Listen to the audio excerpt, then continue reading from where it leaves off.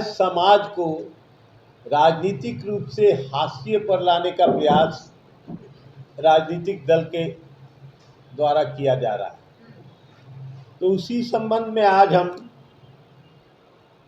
बिहार के सभी कायस्थ मतदाताओं से मेरा निवेदन है कि अगर अपना अस्तित्व बचाना है कायस्थ समाज का, तो अपना बहुमूल्य वोट केवल कायस्थ उम्मीदवार के पक्ष में पूरे बिहार में डालें। जहां कायस्थ उम्मीदवार नहीं है वहां नोटा पर डालें।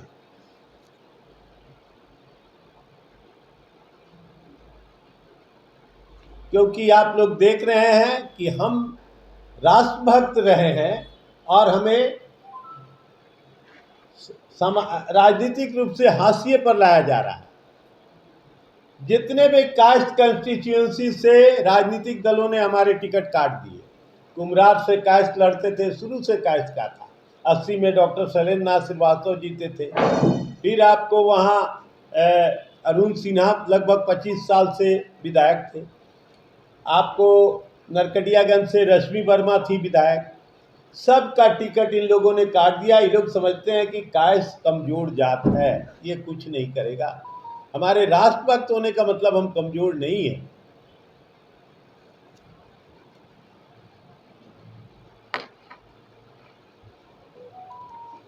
हम किसी भी तरह से कमजोर नहीं हैं और एक जाति से कोई भी राजनीतिक दल एक भी विधायक का सीट जीत कर नहीं दिखा सकता।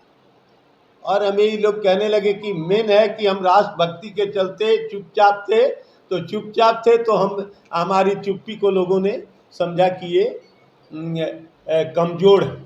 अभी इतना ही नहीं, आप लोग भी देखे होंगे कुछ दिन पहले ढाका के विधायक पवन जायसवाल ने हमारे इष्ट देव भगवान चित्रगुप्त को कहा कि ये कमजोर देवता है और मखौल उड़ाया। अब हमारे इष्ट देव का भी तुम मखौल उड़ा रहे हो। इस संबंध में हमने भारतीय जनता पार्टी के प्रदेश अध्यक्ष श्री दिलीप जायसवाल को और राष्ट्रीय अध्यक्ष जगत प्रकाश नड्डा को पत्र लिखा था कि उन पर कार्रवाई करें, लेकिन उन लोगों ने तो मेरे पत्र का जवाब देना तक उचित नहीं समझा। अब ये कायस्थ समाज जाग चुका है और पूरे बिहार के सभी कंस्टिट्यूएंसी में जो कायस्थ उम्मीदवार हैं, कायस्थ समाज केवल उनको वोट दे, हमारा यही कहना है। और जहां कायस्थ उम्मीदवार नहीं है वहां नोटा पर वोट डाल। एक बार अगर हम कायस्थ समाज कर दिए तो हमारा अस्तित्व पुनः बचा रहेगा।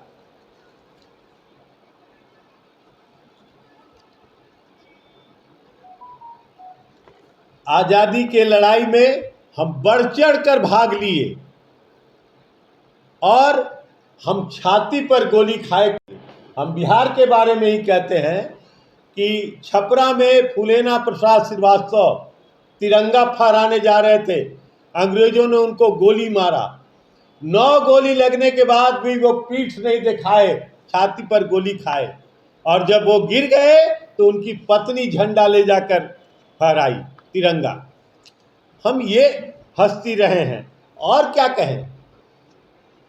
मोहनदास करमचंद गांधी, जिन्हें बापू कहते हैं लोग, जब वो कांग्रेस के लिए सीताराम भी पटैया को राष्ट्रीय अध्यक्ष के लिए समर्थन कर रहे थे और उस समय सुभाष चंद्र बोस राष्ट्रीय अध्यक्ष के लिए चुनाव लड़े, और चुनाव लड़े तो सीताराम भी पटैया को राष्ट्रीय चुनाव में हरा दिया और अपने राष्ट्रीय अध्यक्ष हो गए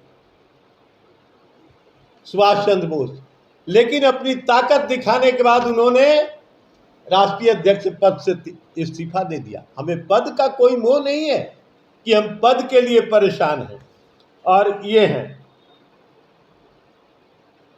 और उसके बाद आप लोग जानते हैं अंग्रेजों से लड़ने के लिए उन्होंने आजाद हिंद फौज का निर्माण किया। एक एक आप कायस्थों का सुनते जाइए। भारत के दूसरे प्रधानमंत्री लाल बहादुर शास्त्री मात्र 1.5 साल प्रधानमंत्री रहे। अब ताशकंद में वो कैसे मरे या मारे गए उस पर आज चर्चा का विषय नहीं है।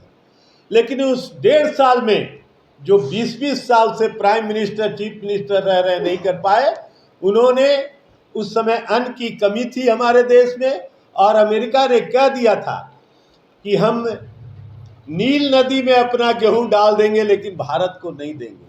उस समय लाल बहादुर शास्त्री ने कहा कि हम एक टाइम खाना खाएंगे पूरे देश को, और उसको अपने साथ भी लागू किया। उनके घर में भी एक ही टाइम चूल्हा जलता था, और इस तरह से उन्होंने हरित क्रांति शुरू किया, और हरित क्रांति के कारण आज पूरे देश में अन्न के मामले में हम आत्मनिर्भर हैं। इसके बाद उन्होंने श्वेत क्रांति शुरू किया, और दूध के मामला में अमूल जो है सबसे पहले शुरू हुआ, और दूध के मामले में भी हम आज आत्मनिर्भर हैं। बड़े बड़े प्रधानमंत्री 20-20 साल रहे, अति रहे, लेकिन वो क्षमता उन लोगों में नहीं रही। लोकनायक जयप्रकाश नारायण संपूर्ण क्रांति का नारा दिए, और कांग्रेस के कुशासन का अंत करके जनता पार्टी की सरकार बनाए।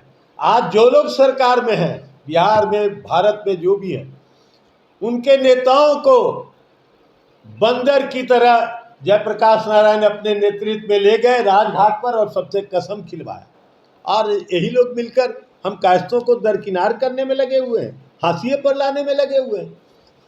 और भी आज मैं गूगल में सर्च कर रहा था कि सबसे कम उम्र का क्रांतिकारी कौन रहा। मैं गूगल में आज सर्च कर रहा था तो उसमें आया खुदीराम बोस। 18 साल के उम्र में उन्हें ऐसी मुजफ्फरपुर जेल में फांसी दिया गया था। मात्र 18 साल के थे, और वो गरीब परिवार से आते थे, 7-8 भाई बहन थे वो। उन्होंने कहा कि सब लोग तो भारत माता को बहुत कुछ दे रहे हैं, हम क्या दें, और क्रांति में शामिल हो गए। बटुकेश्वर दत्त, जिनको कि बटुकेश्वर दत्त को आपको आजीवन काला पानी का सजा हुआ।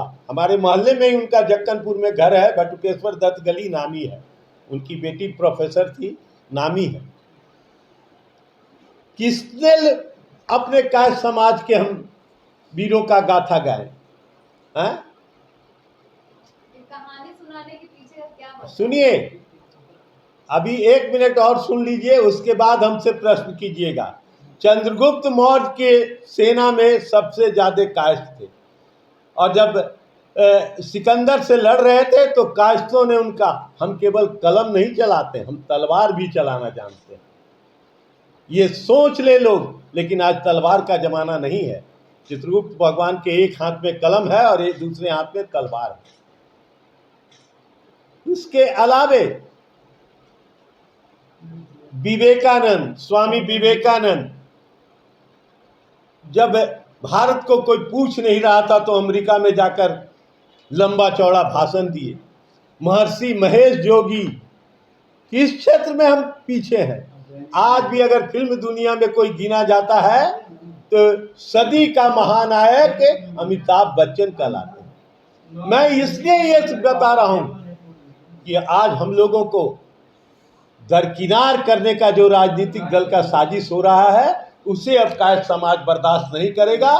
कायस्थ समाज एकजुट हो चुका है, और पूरे बिहार में कायस्थ समाज कायस्थ प्रतिनिधि को देगा, उम्मीदवार को वोट देगा, और जहां कायस्थ नहीं है वहां नोटा का इस्तेमाल करेगा।